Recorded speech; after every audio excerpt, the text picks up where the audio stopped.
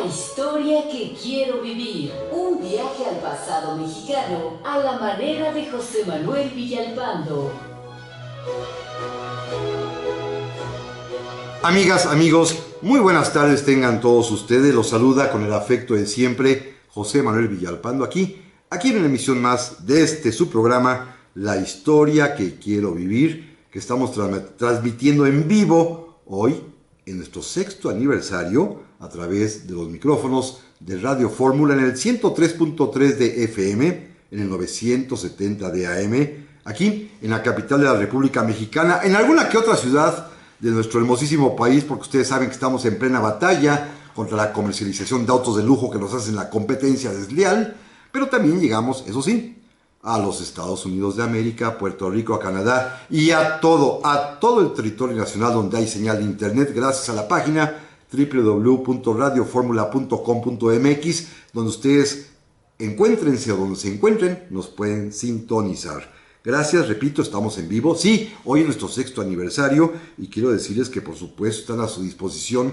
nuestras vías electrónicas para comunicarnos, que ustedes ya conocen, el correo villalpandohistoriador@gmail.com o bien la página de Facebook Villalpando y la Historia. Recuerden, este programa, La historia que quiero vivir, es el número 1 de la radio en México. Así lo demuestran todos los estudios de mercadotecnia, que los sábados de 4 a 5 de la tarde, el programa más escuchado en todo nuestro país es precisamente este, y lo es gracias al favor, a la atención, a la benevolencia de todos ustedes que nos honran, me honran muchísimo al recibirme en su casa, en su coche, donde quiera que ustedes se encuentren. De veras, se los agradezco porque por ustedes hemos llegado el día de hoy a este 6 años ya de estar aquí en esta empresa a la que quiero y respeto, que es Radio Fórmula, y a la cual por supuesto le agradezco la oportunidad de estar en estos micrófonos. Como siempre lo hacemos, primero déjenme rápidamente dar una rápida vista a los muchísimos mensajes que ya están llegando y que por supuesto no puedo ignorar, porque precisamente esa es la magia del programa, estar en vivo en esta comunicación amable con los radioescuchas que me están escuchando, valga la redundancia, como doña Olivia Gelizardi, que me manda un saludo, muchas gracias. Nuestra amiga Frida Myers, que me dice que salude a su papá. Saludado está su señor padre, que dice su papá que soy el mejor maestro de historia con el alumnado más grande del país. Bueno, muchas gracias. No merezco la flor, pero se la aprecio mucho. También, por supuesto, a don René Moeno, que como siempre nos escucha. Dice que el programa debería ser en vivo, pero en auditorio, y que se llenaría el Auditorio Nacional los sábados a las 4 de la tarde, con público. Don Carlos Prado también le aprecio enormemente. Ada Tapia, desde Toluca, también muchísimas gracias por escribirnos. Don Ignacio Barrera Hernández también, muchísimas gracias, lo agradezco infinitamente. Laura Gina Huerta también dice que sean muchos más años. Yo también así lo espero, primero Dios sí. También Rogelio Espinal, que me manda un fuerte abrazo y felicidades. Israel de la Cerda también, ¡feliz aniversario! También Rafita Barrios, nuestro amigo, también nos está felicitando. Don Ignacio Barrera Hernández, también ya lo comenté, muchísimas gracias. Don Ángel Ordóñez también, exactamente igual. De veras, están lloviendo los mensajes y solamente quiero decir los nombres porque no puedo ni siquiera detenerme con ellos, como doña María Antonita Serafín Aguirre, gracias. Nuestros amigos de la familia Emma Jackson, Tobin, Neftalí Garza, allá en Raleigh, Carolina del Norte, que nos escuchan. Don Jorge Ramírez Santillán, allá en Héroes Tecámac, que ya va para su casa, me pide que le diga a su señora esposa, ya va para allá. Don Rolando Orozco desde Puebla también, muchísimas gracias, por supuesto. Don Raúl López también desde Querétaro, se lo aprecio enormemente. Don Elian Moreno desde Moreno Valley, California, también muchísimas gracias. Don José Antonio Cortés, gracias. Don Alberto Flores también, por supuesto, muchas gracias. Están llegando muchos, así que mejor déjenme dar paso al programa de hoy, porque en esta ocasión, y como lo acostumbro cada año, traigo un invitado muy, pero muy especial. Miren, déjenme describirlo en pocas palabras. Se trata de un hombre culto como él solo, sabio, conocedor, estudioso, un gran escritor, un mejor abogado, fue un excelente alumno mío, hoy es colega profesor, y déjenme decirles que, como le comentaba yo hace un momento al señor doctor don Juan Pablo Pampillo Baliño, que está conmigo, que desde el fondo de mi corazón yo lo que puedo decirle, independientemente de sus muchas virtudes y cualidades, es que yo me siento profundamente orgulloso cuando mis alumnos superan a su maestro. Y es un caso de estos exactos en los cuales se demuestra esta frase que que repito, a mí me llena profundamente de orgullo. Juan Pablo, bienvenido. Muchísimas gracias, maestro. Qué privilegio tener la oportunidad de estar en el 6º aniversario de este programa, precisamente. Me siento particularmente honrado por el favor de la presentación. Dicen que trata el discípulo de ser digno de su maestro y en eso nos empeñamos precisamente, en tratar de acreditar que efectivamente aprendimos en... No digas más, lo has superado, Juan Pablo, y mejor vamos al tema de hoy, si no, entre las flores mutuas, esto va a parecer velorio. Entonces mejor vámonos mejor a platicar del tema, porque miren, para iniciar nuestro mes de la patria de una vez aquí en Radio Fórmula, ya saben que siempre acostumbro tocar en septiembre los meses que son propios de la identidad mexicana, tenemos que recordar sucesos que marcaron, que finalmente son los que fundamentan al México que somos, que no hemos podido llegar a serlo, pero que sin embargo tenemos el precedente de lo que dejaron planteado y lo que soñaron aquellos hombres que nos dieron patria y libertad hace ya más de 200 años. Pero hay un momento en la historia que no hemos podido nosotros de alguna manera resolver, ni tampoco he tenido yo la oportunidad ni el privilegio de hablar de él en este programa, que es la conspiración de 1808. Un momento muy singular, un momento muy especial, un momento en el cual México tuvo su primer intento de hacer una vida independiente, de poder organizar fuera de la tutela española, aunque con cierta autonomía nada más, una manera distinta. Y Juan Pablo es experto en ese tema de 1808 y es conocedor además profundo de uno de los personajes determinantes de lo que aconteció ese año, que es Fray Melchor de Talamantes. Juan Pablo, mejor platica tú.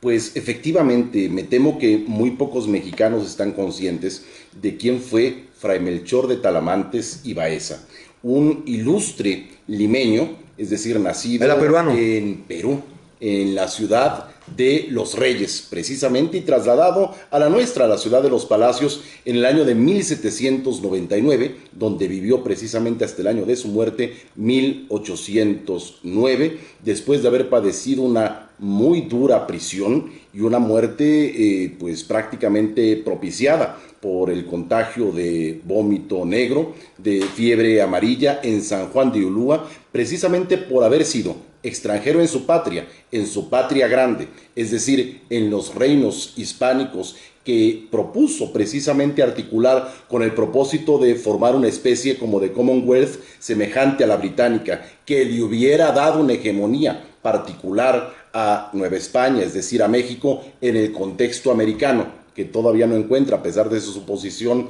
geopolítica privilegiada, y le hubiera dado a la cultura ibérica una preponderancia de la que hoy goza la cultura angloamericana, este ilustre limeño. A ver, Juan Pablo, es bien interesante lo que me dices. Es decir, habría un proyecto de independencia distinto al que finalmente se consiguió, que de alguna manera dispersó, desperdigó, hizo añicos la unidad española para convertirla en muchas naciones grandes o pequeñas, algunas minúsculas como las centroamericanas, otras mayores como nosotros, pero que de alguna manera pudieron haberse articulado de una manera distinta. Eso es lo que tú más o menos estás tratando de explicarnos. Sin rupturas. Porque es un tema que francamente hemos ignorado en nuestros libros de texto, del cual no se habla, de la posibilidad que tú hubieras mencionado de poder crear una comunidad hispánica de naciones. Lo que no sucedió precisamente a partir de una progresiva fragmentación. No hay que olvidar que al momento de nuestra independencia, México también era Centroamérica. No hay que olvidar tampoco la existencia de la Gran Colombia, que federaba a países que hoy son independientes entre sí, como Venezuela y como Panamá. No hay que olvidar tampoco las Provincias Unidas de Río de la Plata. Es decir, el triste destino de Hispanoamérica durante el siglo XIX fue el de su progresiva desintegración que evidentemente seguía aquella consigna de quienes repetían con los romanos: el nuevo imperio divide et impera, divide y vencerás. Pero esa es harina ya sé por dónde vas. Son los gringos los que estás diciendo, pero bueno. Cuyo activismo junto con el británico efectivamente... Ahí coincidimos. De acuerdo. Ahí coincidimos. Pero volvamos a Talamantes como un personaje clave en los albores de nuestra independencia, quien propuso precisamente tratar de revertir aquella característica que atribuyó lamentablemente Octavio Paz a la historia de nuestro país y en general de toda América Latina. Una historia marcada por una evolución cuya lógica responde a la ruptura y el cambio. Y el cambio con ruptura es un cambio que evidentemente al pretender desprenderse del pasado no aprovecha toda la riqueza que se encuentra dentro del mismo. La propuesta de Talamantes hacia el año de 1808, como ideólogo que fue, como precursor de nuestra independencia y como inspirador del Partido Criollo, que se encontraba atrincherado en el Ayuntamiento de la Ciudad de México y que propuso precisamente con motivo de la invasión de Francia a España, el que Nueva España se pudiera convertir en un reino que auxiliase a la madre patria, pero desde su propia independencia, desde el ejercicio de su soberanía, le hubiera permitido precisamente el establecer una relación diferente con su metrópoli y diferente con los demás reinos ultramarinos de España en Indias. Claro, es un tema bien interesante, Juan Pablo. Ahorita te propongo que en el siguiente corte, en el siguiente bloque, hablemos un poquito ya a detalle de estos asuntos. ¿Cuál es la propuesta concreta? Pero además, quiero saber quién era Talamantes. Era mercedario, si mal no me equivoco. Efectivamente, pero bueno, religioso mercedario. Platicaremos, Juan Pablo, si te parece bien un momento más, porque, bueno, llegan los momentos del corte aquí, tenemos que ser muy exactos y rigurosos, pero sin embargo, déjame decirte que este tema de 1808 ha sido muy, muy poco explorado. Pero volvemos, amigos, enseguida. Ya estamos aquí, amigas y amigos, para este segundo bloque de esta tarde de La Historia que Quiero Vivir, que, repito, hoy estamos celebrando, o más bien, yo quiero celebrar a ustedes por este 6º aniversario que me han permitido, me han dado la oportunidad de estar con ustedes en sus hogares, en sus autos, en sus grabadoras, en sus aparatos reproductores, que ya no sé ni cómo se llaman, los muy modernos, pero que iPod, iPad, todo este tipo de aparatillos, pero ahí estamos presentes, afortunadamente. También ya estamos vía YouTube, también estamos en Spotify, también estamos en no sé cuántas otras plataformas que sus nombres se me dificultan porque la verdad ni las manejo. Pero sé que esto va cundiendo, afortunadamente, y repito, es por el favor de todos ustedes a quienes aprecio enormemente esta gran oportunidad. Gracias. Están llegando muchísimos mensajes, los voy a tener que leer rapidísimos. Desde Chihuahua a don Ángel Ordóñez, se lo aprecio mucho, dice que un gran narrador de historia. Gracias, muy, muy amable. Don Pedro Rodríguez León también dice que solo me va a decir que ha cambiado su percepción de la historia con lo que me está escuchando desde hace tiempo. Pues muchas gracias, don Pedro, se lo aprecio enormemente. También su amigo Fernando Paulina Bedillo, muchísimas gracias, se lo aprecio. Magda Mar, que siempre está muy al pendiente también, nos felicita por los 6 años, dice, de los cuales ella es orgullosamente parte. Por supuesto que sí, doña Magda Mar, usted es parte de eso. Igualmente don Fernando Salinas, dice que saluda a mi alumno ejemplar, o sea, a ti, Juan Pablo. Muchas gracias. También, por supuesto, Marco Federico, desde Televisa San Ángel, nos está escuchando, qué interesante. Está bien, no voy a decir nada. También nuestro amigo Jaciel Durán, que me dice que tiene 12 años y que nos escucha con toda su familia. Se lo aprecio enormemente. También aquí hay varios correos también que han llegado. Vic Ojeda también, muchísimas gracias. Johnny Vargas también desde Cuerámaro, allá en Guanajuato, muchas gracias. Don Jorge R. Chaboya también, muchísimas gracias. Dante René Román Pérez también, muchas gracias. Juan Pablo, vamos a seguir con Fray Melchor de Talamantes. Bueno, a ver, ¿qué hacía en México? Claro, yo entiendo que es el gran imperio y que ellos se sienten en casa en cualquier lugar donde se encuentren, lo mismo sea en la Ciudad de México que en Buenos Aires, que en Lima, que en Santa Fe de Bogotá, o si están en Toluca, o si están en el puerto de Veracruz, o en Cartagena. Entiendo que para ellos es una gran patria. Pero ¿por qué viene desde Perú a México? Fundamentalmente se han manejado dos teorías. La primera fue propuesta por don Luis González Obregón en 1909, con motivo del centenario del fallecimiento de Talamantes, él advirtiendo que había realizado algunas gestiones para secularizarse en Lima. Y, es decir, quería dejar de ser fraile para ser sacerdote ordinario. Exactamente, para ser religioso diocesano. Sí. Y como ya había intentado este trámite en Lima, todo Perdón, ¿qué es lo mismo que va a intentar Fray Servando y que lo logra finalmente? Efectivamente. Dejar la orden regular y pasar al clero secular. Tal cual, porque se vive con mucha mayor libertad en el clero diocesano que en el clero regular, sujeto precisamente a una regla monástica de convivencia. Pues es una barbaridad, Juan Pablo. No la puedo aguantar la barbaridad, Juan Pablo, perdóname. Sí, hasta tenían señora. Digo, su barragana. Los del clero secular. Algunos relajados. Lo que era pues mucho más difícil dentro del clero regular. Obvio. Pero lo que buscaría también, según otro de los estudiosos de la biografía de Talamantes, Monseñor Severo Aparicio Quispe, de El Perú, un historiador de la iglesia peruana, podría haberse debido a que ese intento de secularizarse también respondería a la búsqueda de adelantamientos en la corte española. Cuenta vida la ilustración, la erudición y el reconocimiento que como religioso y como intelectual ya tenía en Perú, y que de hecho le llevó a que a la temprana edad de 28 años ya fuera asesor en asuntos reservados del virrey Gil de Lemus en el Perú. Ahora bien, yo he propuesto desde hace algún tiempo una hipótesis alternativa a esta propuesta, primero por González Obregón y después por Aparicio Quispe, que consiste precisamente en que sabía que un juicio que tendría que ser iniciado por la Inquisición en breve término habría eventualmente de enderezarse hacia él. Esto como resultado precisamente de una denuncia, efectivamente, por lectura y posesión de libros considerados por la Sagrada Inquisición como naturalistas, como tolerantistas. Pero esos libros tenían algunos personajes de la propia iglesia el permiso para leerlos. Que no era el caso de Talamantes. No era el caso de él. No.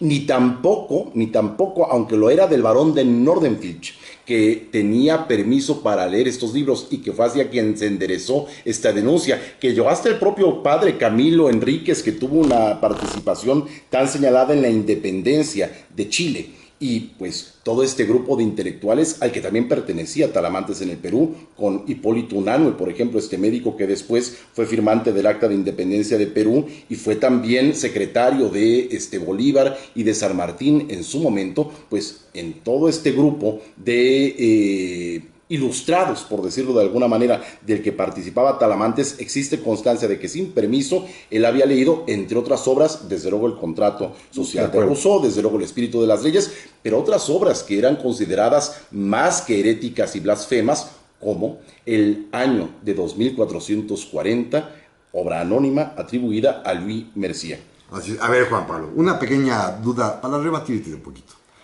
¿Qué tanto temor le pudo haber infligido la amenaza inquisitorial cuando en esos mismos años, aquí en México, en el proceso que se le sigue a Miguel Hidalgo por las denuncias de Carrasquedo, ya Hidalgo se burlan de que la Inquisición ya no quema a nadie?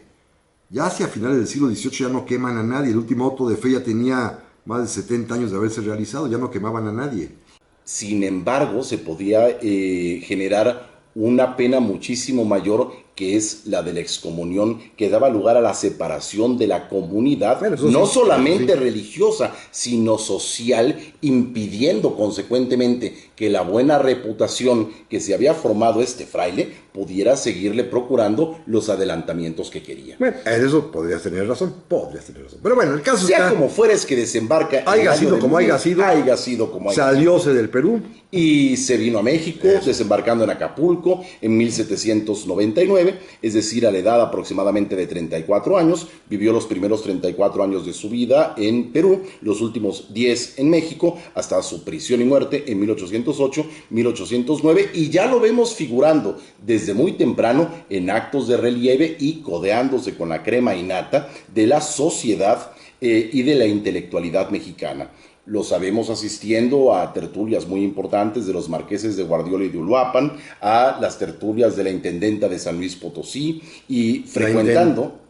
Pero entonces está relacionándose con la gente pues de pro, de riqueza y del alto nivel, que sin duda habría de ser fundamental para poder consumar un proyecto de independencia, en las palabras de Talamantes, sin efusión de sangres. Un proyecto que le permitiese a la Nueva España y a los demás reinos o colonias americanos de España en América sostener una nueva relación comercial, es decir, no basada en una economía colonial de explotación, y política de igualdad a partir de la cooperación confraterna de una serie de reinos o de estados-naciones que pudieran colaborar, como eventualmente colaboraron en otros términos, insisto, los angloamericanos. De acuerdo, eso me parece muy, muy sensato. A ver, Juan Pablo, ¿cómo se vincula Talamantes con los conspiradores, llamémoslo así, conjurados de 1808? Es decir, con este movimiento que por una parte coincide de alguna manera ciertas aspiraciones legítimas de los criollos que podría encabezar el propio Talamantes o podría en el caso mexicano Francisco Primo Verdad, pero que también se empareja con la actitud un tanto cuanto turbia defensiva del virrey Iturrigaray para defenderse. Efectivamente, el personaje del virrey Iturrigaray es absolutamente clave para entender el aparente éxito inicial y el posterior fracaso definitivo de la conspiración de 1808, porque adopta una actitud eminentemente ambigua. Ambigua porque, claro, al tenerse noticia en Nueva España de las abdicaciones de Bayona, es decir, de la insubsistencia de la monarquía en las personas de Fernando VII y de Carlos IV. Sí, que los dos mutua y cobardemente abdicaron y le cedieron la corona a Napoleón. Efectivamente, lo que lo ponía en una posición tremendamente Bonaparte, sí. a Pepe Botella, lo que lo ponía en una posición comprometida a Iturrigaray porque el gobierno francés podría prescindir de él. Incluso el arribo de Fernando VII al poder podría ponerlo en una posición incómoda porque él era un favorito del famoso Valido Godoy del gobierno de Carlos IV. Y consecuentemente esta tesitura no le convenía a Iturrigaray esa dependencia respecto de la metrópoli, pero además en su momento se manejó por varias personalidades, incluso por el propio Talamantes,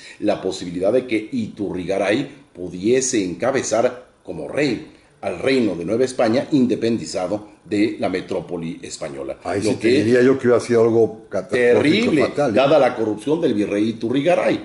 Pero con independencia de ello, esas posibilidades desde luego le endulzaron su actitud hacia la facción criolla, pero después de que se prestó a que el ayuntamiento le hiciera una representación que tuvo una enorme teatralidad, que se hizo con acto público. Sí, porque Iturrigaray invitó hasta las parcialidades de indios a los colegios universitarios, a los tribunales, a los gremios, y todo el mundo estaba presente. A que fueran a prestarle juramento de homenaje con motivo precisamente de la necesidad de refrendar esa lealtad dada la situación en la península, que según la óptica del ayuntamiento, influenciada por Talamantes, resultaba necesaria por cuanto que, ante la insubsistencia del rey de España, quedaba insubsistente también la figura del virrey y era necesario este nuevo homenaje. Ahorita entraremos al tema, Juan Pablo, ¿te parece? De quién es el autor de la propuesta final, la que se da a conocer, la que va a ser declarada herética por la propia Iglesia, exactamente,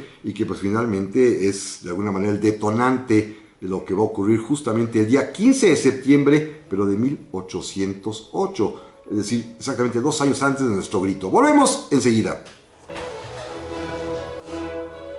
Ya estamos aquí, amigas y amigos, en este tercer bloque que se ha ido volando, eso comentamos Juan Pablo y yo, rapidísimo como siempre en el programa especial con el que estamos agradeciéndoles a todos ustedes su presencia en estos ya 6 años aquí en Radio Fórmula. Vimos que se acumulan a mi propia trayectoria de 20 adicionales, así que llevo 26, pero 6 aquí en esta casa, 6 aquí con ustedes, 6 aquí los sábados a las 4 de la tarde. Y repito, todo ello gracias al favor de su atención, porque en este programa, que como ustedes saben carece de patrocinadores, se sostiene justamente por ustedes, porque aquí en esta empresa saben que es un programa muy escuchado y saben que su servidor está siempre presente, siempre atento y siempre agradeciéndole a su público amable que esté con nosotros. Gracias, don Alberto Núñez, don Oscar López también, se los aprecio muchísimo. A Yuri Francisco Noriega, muchísimas gracias también. Gustavo Campo también se lo aprecio enormemente. Don Samuel Nava también, muchas gracias. Doña Adriana Ramírez Cano, nuestra amiga también, muchísimas gracias. Don Santiago Rosa Pérez allá en Puebla, que felicidades por mi invitado. Muy bien, Juan Pablo, ya ves. También se lo aprecio enormemente. Y por aquí había otro más, rápidamente por aquí lo encontraré. Don Iván García también, como siempre. Muchísimas gracias. Juan Pablo, déjame suspender aquí los mensajes para mejor continuar. A ver, ¿quién diseña, quién escribe, quién redacta, quién inspira finalmente la representación que el Ayuntamiento de la Ciudad de México va a presentar ante las Cortes Mexicanas que ha convocado el virrey Iturrigaray y que va a causar un gran alboroto tremendo? Sin género alguno de dudas, Fray Melchor de Talamantes. De hecho, la propia convocatoria de esa Junta General es iniciativa de Talamantes. Se ha hecho una contrastación. Yo pensaba, con todo respeto, que había sido Primo Verdad directamente el autor. No. Fíjate.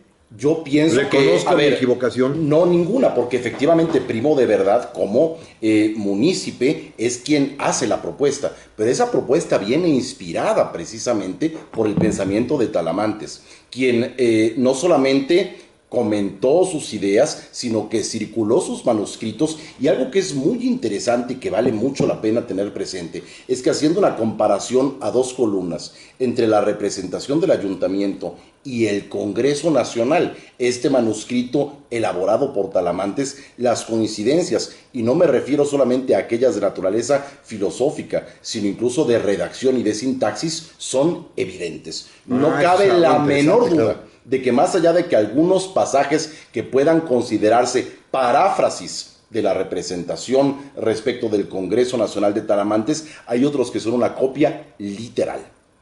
A ver, Juan Pablo, ahí en esa representación, y que como tú bien me señalas, es muy probable que la mano de Talamantes estuviese ahí finalmente puesta, hay algunos conceptos que son capitales, que normalmente en este país ignoramos, pero que son de una mayúscula trascendencia, porque, por ejemplo, es la primera vez que de alguna manera públicamente se dice en México que a falta de rey, porque el rey Carlos IV y Fernando VII han abdicado a la corona, y porque José Bonaparte es un usurpador que no puede ser considerado como monarca legítimo de España, a falta de rey, la soberanía retorna o regresa al pueblo.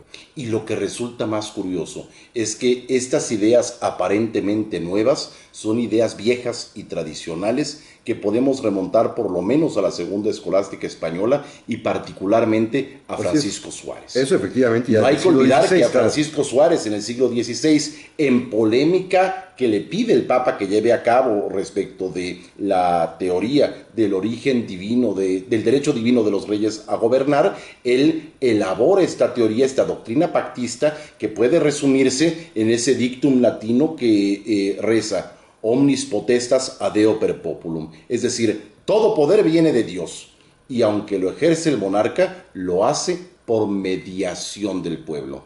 Esta teoría de la mediación debida a Francisco Suárez es precisamente la que va a justificar posteriormente incluso el derecho de desobediencia y el tiranicidio que fue expuesto por esta Segunda Escolástica, aunque tiene raíces más antiguas. Y que es clarísimo, y yo te invito a que me escuches el día sábado 14 de septiembre, en el que justamente cada año hago una insistencia precisa de la influencia de Francisco Suárez, que como tú sabes yo sostengo en el padre Miguel Hidalgo y Costilla. Pero bueno, eso ya lo diríamos en otra ocasión, pero sí, en efecto, este es un tema fundamental de la soberanía que regresa al pueblo. Pero el pueblo mexicano no lo había escuchado, ¿eh? Se le había olvidado por una simple y sencilla razón, porque desde que los Borbones y su despotismo asumen la monarquía española hacia los albores del siglo XVIII y después con la expulsión de la Compañía de Jesús en 1767, se hacen a un lado las obras de la Segunda Escolástica y particularmente de Francisco Suárez. Era jesuita, pero no se advierte, era jesuita, pero no se advierte que ya se habían interiorizado en muchos otros teólogos, como Alfonso María de Ligorio, cuya obra La Teología Moral se encuentra precisamente entre los libros que sabemos que había leído el propio Talamantes, y además de recogidas en la propia recopilación de leyes de los reinos de Indias, donde claramente la descripción del rey, de sus obligaciones, pero también de la comunidad y de la posibilidad que tienen de reunirse las comunidades previa autorización del rey, desde luego, hacen ver la indefectibilidad del pueblo a la que se refiere precisamente Primo de Verdad en su representación. Así es. Ahora bien, hay otros puntos bien interesantes en la propia representación, y ese sí me gustaría que me lo platicaras más a detalle. Cuando logran establecer, a diferencia de lo que va a ocurrir en España posteriormente con las Cortes de Cádiz, que de alguna manera la convocatoria y que comienzan a reunirse las juntas españolas es simultáneo a esto. Sí. En España finalmente la soberanía la va a ejercer, porque en ella va a recaer como representantes del pueblo los ayuntamientos y las cortes. Y las cortes, claro. Pero en México es muy curioso. La representación le asigna la soberanía a las autoridades ya constituidas. Esto en el pensamiento de Primo de Verdad, más no en el de Talamantes. Entonces ahí está la gran diferencia entre ambos. una pequeña gran diferencia que Talamantes por un lado reconoce y por otro lado oculta. Pero Juan Pablo, porque eso significa que justamente legitimar al virrey. Son dos cosas, la soberanía nacional por un lado y la soberanía popular por el otro. No cabe duda de que tanto Primo de Verdad como Talamantes sostienen la soberanía nacional. Ahora, ¿puede afirmarse que Talamantes también se refiere a la soberanía popular? Yo creo que sí, aunque con cierta ambigüedad en sus manuscritos, porque teme efectivamente que sus tesis puedan ser consideradas eventualmente heréticas. Y no hay que olvidar que la soberanía popular, que en aquel entonces era reconocida, era aquella en la cual existía el concurso del pueblo bajo con las clases ilustradas y gobernantes que ejercían una especie como de tutela de un pueblo que era incapaz de pensar por sí mismo. Y esto lo reconoce Talamantes en sus escritos. Pero también por otro lado reconoce que el pueblo rústico tiene una opinión que puede considerarse, y lo cito textualmente, como ley de Estado, y que consecuentemente este Congreso General que propone Talamantes que se reúna y que era el objetivo de estas juntas generales, debía estar integrado no solamente por representantes de las instituciones, es decir, de los ayuntamientos, de las diócesis, de la audiencia, de la milicia, el propio virrey, sino también por diputados electos del pueblo. Lo cual es una novedad. Lo cual es una extraordinaria novedad. Y más novedad todavía resulta que el objetivo de este Congreso, el objetivo de este primer proyecto constitucional del México independiente era la felicidad para todos los habitantes de la nación sin distinción, y subrayo esta expresión, sin distinción de jerarquías ni de sexos. ¿Ni de razas? Ni de sexos. Es que ese es un tema esencial. No se refiere específicamente a las razas, pero sí a las jerarquías que hablan de condición social y sí a los sexos. Así es. Sí, porque finalmente el tema racial va a estallar pronto. También. Cuando finalmente la primera denuncia fuerte venga por parte de Morelos, y ahí nos vamos a seguir. Pero bueno, eso ya será un asunto posterior. Juan Pablo, hay otro tema ahí interesantísimo. De alguna manera están legitimando a Iturrigaray. Pero hay algo todavía más interesante cuando dicen que la Ciudad de México, cabeza de este reino, va a ser la que se encargue en su ayuntamiento de la representatividad y del gobierno nacional. Es decir, totalmente centralista y capitalino, y dejó a un lado, al haber pensado que fuera de Cotitlán, todo México es fuera Cotitlán, todo el mundo ya es distinto. Bueno, y Talamantes va todavía más hacia el extremo, porque en ese sentido, si el ayuntamiento de la Ciudad de México se arroga la representación de todo el virreinato, el virreinato se arroga la representación de todos los virreinatos y de las audiencias. Es decir Talamantes reconoce que ante la dificultad de que se reúnan representantes de todos los virreinatos en un mismo momento, que la representación de los mismos le corresponde al virreinato más antiguo y más importante, lo que tiene particular mérito viniendo de un peruano. De un peruano, bueno, hay una pugna. Claro que es acomodaticia, desde luego, ya sé, y circunstancial. Hay una vieja pugna peruana, mexicana, muy interesante, que se canalizó de alguna manera en la universidad. ¿Y quién tenía primero un santo? Primicia, Santa Rosa de Lima nos ganó, y entonces tuvimos que empatar con San Felipe de Jesús. Pero bueno, esa es otra historia. Pero sí, siempre ha habido ese tipo de rivalidades coloniales entre Perú y México. Pero lo interesante está en que le haya atribuido a la Nueva España el papel también de cabeza de toda la América española. Así es. Eso es algo interesante. Muy interesante, sobre todo proviniendo de la pluma de un peruano. Lo mismo va a reconocer Bolívar más adelante, ¿eh? Sí, también. En la Carta de Jamaica también va a ser muy clarito que la metrópoli debe ser México.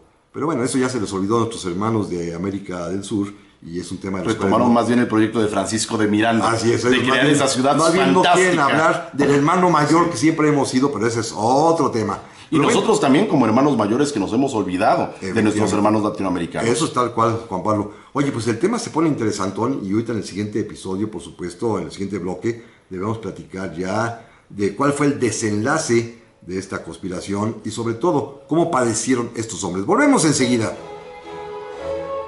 Ya estamos aquí, amigas y amigos, para este último bloque que ha sido rapidísimo de este programa, en el cual estamos conmemorando, celebrando, festejando, pues más bien agradeciéndoles a ustedes el favor de su atención por estos ya 6 años aquí en Radio Fórmula, a empresa a la cual también, insisto, yo quiero reconocerle el que me haya cedido este espacio sin patrocinador, como lo hacemos siempre, simplemente por el amor que tienen también ellos por difundir la cultura y la historia mexicana, y que pues hemos hecho, creo yo, un equipo magnífico. Ellos, ustedes, nuestros radioescuchas, y yo, humildemente aquí, en esos micrófonos, tratando siempre de tener temas interesantes, invitados verdaderamente importantes, como en este caso, mi querido alumno Juan Pablo Pampillo. Bueno, alumno hace muchos años, hoy distinguidísimo colega en todos aspectos de la vida. Y por supuesto, pues gracias también, le aprecio a Yuri Francisco Noriega, muchísimas gracias. Gustavo Ocampo también, muchas gracias. René Bueno me volvió a escribir. Federico Flores, nuestro amigo, también muchísimas gracias. Nuestro amigo también Enrique Deita Silva, también se lo aprecio enormemente, así como a Ernesto Romo Pérez, que nos felicita desde Chihuahua allá, y nuestra amiga Alejandra Becerril, que además me dice que le gustó mucho el programa que hicimos de Federico Gamboa. Pues muchas gracias, se los aprecio enormemente. Siguen llegando, pero tengo que simplemente agradecerles a todos ustedes que me han estado haciendo el favor de escribirme. Mejor, Juan Pablo, vámonos. Los denuncian por herejes, por andar diciendo esas cosas. Pues en realidad, digamos que el Partido Peninsular da un autogolpe de Estado. Un autogolpe de Estado en el que paradójicamente se escuda en la autoridad del pueblo. Y por la autoridad del pueblo depone al virrey, nombra un nuevo virrey y aprende a los que se considera como más representativos del partido Juan Pablo, sedicente criollo. ¿Por qué dices tú que el Partido Peninsular se da un autogolpe de Estado? ¿Que estaban de acuerdo originalmente los peninsulares? ¿Que no había una Estaban de distinción acuerdo ahí? en el sentido de que la corona les estaba beneficiando, permitiéndoles ocupar las principales posiciones políticas y los mejores negocios económicos en detrimento de los criollos y del resto de las castas. En ese sentido nada más, porque ciertamente Iturrigaray no era representativo del Partido Peninsular, sino más bien un ambiguo Pues sí, porque era un hombre del Partido Criollo. demasiado parcial al rey y a su ministro Godoy, ¿no? Correcto. Eso sí, indudablemente. Ahora bien, cuando en México llegan los representantes de las juntas de Sevilla, que traen instrucciones justamente de obtener dinero para poder hacer la guerra contra el invasor francés, y que ponen a temblar al virrey Iturrigaray porque él piensa que vienen a deponerlo, lo cual no se sabe exactamente. Los peninsulares como que se alían a ellos, y es cuando de alguna manera también hace su propia conspiración que encabeza este hombre comerciante Gabriel de Yermo, el dueño de aquellas haciendas azucareras en el estado de Morelos, hoy actualmente, ¿no? Bueno, estos hombres están en contra totalmente de los criollos. Por supuesto. Y por eso es que deciden deponer a Iturrigaray, cuya actitud ambigua no les estaba beneficiando, y por eso es que deciden aprender a los miembros más representativos del Partido Criollo. Pero lo curioso es que lo notifican precisamente al día siguiente en la prensa y a través de folletos como una determinación que se toma con la autoridad del pueblo. Es decir, con aquella autoridad del pueblo a la que en cambio no se le había dado viabilidad para la celebración de este congreso pedido por el ayuntamiento, pedido por Talamantes. Claro. ¿Qué tan decisivo para esto o qué tan importante va a ser que la Iglesia el Inquisidor haya denunciado que es herética la proposición de Talamantes y de Fundamental, porque se trata precisamente de la alianza de un gran factor real de poder, como lo fue la Iglesia precisamente, y como lo era en la Nueva España de aquel tiempo. Hay que reconocer que ese respecto, la posición de la Iglesia Católica fue ambivalente respecto de las independencias. Pero totalmente. No podemos olvidar que un buen número de religiosos, más de 120 en toda América Latina, fueron ideólogos y protagonistas de las independencias americanas. El caso nuestro es el más representativo, Es el más Hidalgo y Morelos. Pero y tampoco hay que olvidar, que quien enjuicia a Talamantes es precisamente Fonte, quien después, a pesar de haber sido quien propuso la sentencia de muerte en contra de Talamantes, habría de recibir efectivamente como arzobispo a Iturbide bajo palio como consumador de la independencia. Ahí jugaron un poquito tramposos. Ahora bien, pero la actitud de la Iglesia tiene razón en que es importantísima, porque los mismos argumentos que están exponiendo aquí Talamantes y Primo Verdad son los mismos que están exponiendo en las Cortes de Cádiz otros liberales, en donde hay sacerdotes que nunca denuncian la herejía y donde justamente en nombre de estas cortes se hace la guerra para defender la soberanía y la presencia del rey, y los mismos sacerdotes son guerrilleros allá también, y allá ni quien diga nada. Claro, esa es la petite grande différence entre la metrópoli y las colonias. En la metrópoli se puede, es muy francés, para estar en boca precisamente con la invasión de Pepe Botella. Así es. Oye, bueno, los denuncian. Ajá. Viene el famosísimo golpe de Estado con aquellas escenas. 15 de septiembre, y hay escenas muy chuscas, como por ejemplo, claro, cuando van a detener al propio virrey Iturrigaray y a la virreina, que lo toman en camisón y con gorro de dormir y que encuentran en la recámara escondidas en una caja de cajetas de Celaya, joyas y más joyas que la virreina tramposamente había intercambiado con sus súbditas, pero al mismo tiempo también esos representativos que tú señalas se llevarán a propio Melchor de Talamante, se llevan a Primo Verdad, se llevan a Azcárate también, pero a él no le pasa nada, curiosamente. A los que van a escabecharse, de alguna manera, son a Primo y a Talamante, sin duda. Pero Juan Pablo, mejor platícanos de... Que carecían en ese sentido de la precedencia familiar, económica, de la que gozaba el propio Azcárate, que es la que eventualmente acabará por librarlo. Pero en el caso de Talamante es muy notable también, porque el día de su aprehensión se da la fuga. ¿Ah, se fugó? Se trató de... ¿Con todo y hábitos? Se trató de fugar con todo y hábitos después de su original prendimiento. Y tuvo que ser recluido de esa manera en esa misma noche en las prisiones, en las cárceles del arzobispado y después trasladado a la Inquisición allá en Santo Domingo. A las mismas cárceles llevaron también a Primo Verdad. Efectivamente. De él sí me impacta mucho por varias razones. Porque primero, pues es aguascalentense. Sí. Pero segundo... Amanece muerto misteriosamente el día de su santo 4 de octubre de 1808, que curiosamente, no tengo por qué decirlo al aire, pero es mi cumpleaños. No, es una vil coincidencia, pero bueno, entonces eso me ha impactado toda la vida porque le dieron de cuelga eso, lo colgaron literalmente. La litografía que está por ahí publicada aparece justamente de un gancho en la pared de la prisión, ahí está colgado el pobre Primo Verdad. Y pues hay la sospecha de que lo asesinaron. Por supuesto. Y tanto más cruel me parece a mí que fue el destino de Talamantes. Pues sí. Porque él tuvo que esperar todavía casi un año, hasta mayo de 1809, para que fuese trasladado a la prisión de San Juan de Ulúa, para que fuese acomodado en una de las tinajas que estaban por debajo del nivel del mar. Y lo que afirma Luis González Obregón es que el virrey sabía que para ese momento existía una epidemia de fiebre amarilla, de peste negra, precisamente en San Juan de Ulúa, que es la que acaba eventualmente con la vida de Talamantes, previo a su traslado a España, que era la idea original de ese movimiento carcelario hacia Veracruz. Entonces el odio estaba cebado sobre estos dos. Hasta el punto de que un religioso como Talamantes, que era un religioso observante también y que había dado muestras de piedad que fueron reconocidas en Lima y en México, a pesar de las envidias y de los celos de sus hermanos mercedarios, que en muchos casos sentían que la precedencia social que él tenía y la mayor libertad con la que se conducía, pudiendo ir a tertulias y demás, pues les resultaba en agravio.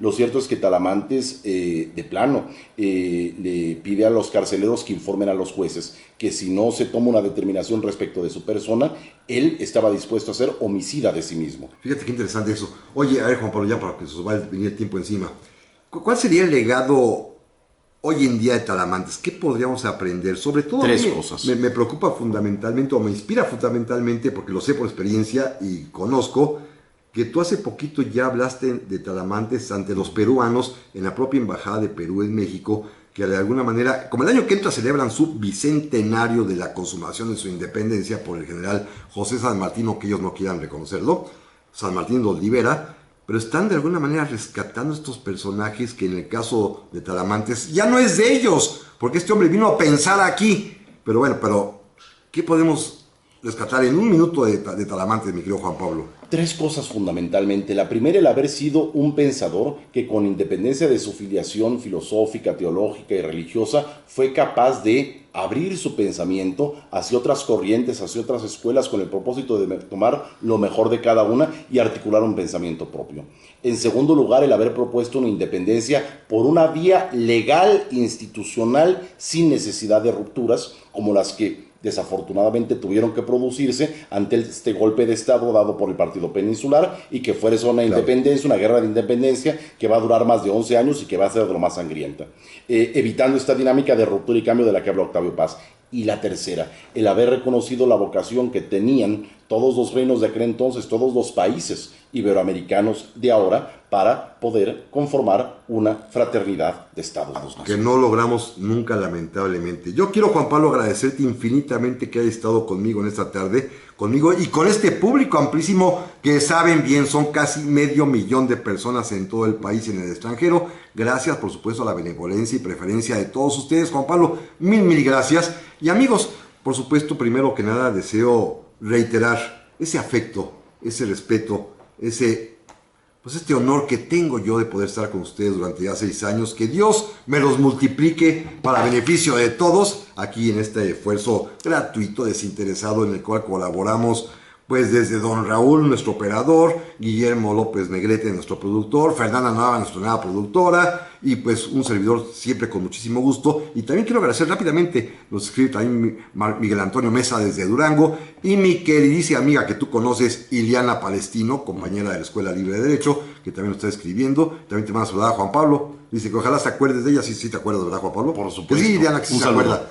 Y bueno, simplemente, amigas y amigos, invitarlos. La semana que entra estamos ya en pleno mes de septiembre, mes de la patria, y vamos a comenzar como siempre lo hacemos. No me importa que se repitan los temas, pero hay que hablar de ellos. Niños héroes la semana que entra, y a todos ustedes, muchas gracias. Pásenla muy bien, feliz fin de semana, y gracias, de veras, gracias por estos 6 años, por su atención, por su valioso apoyo. Hasta pronto.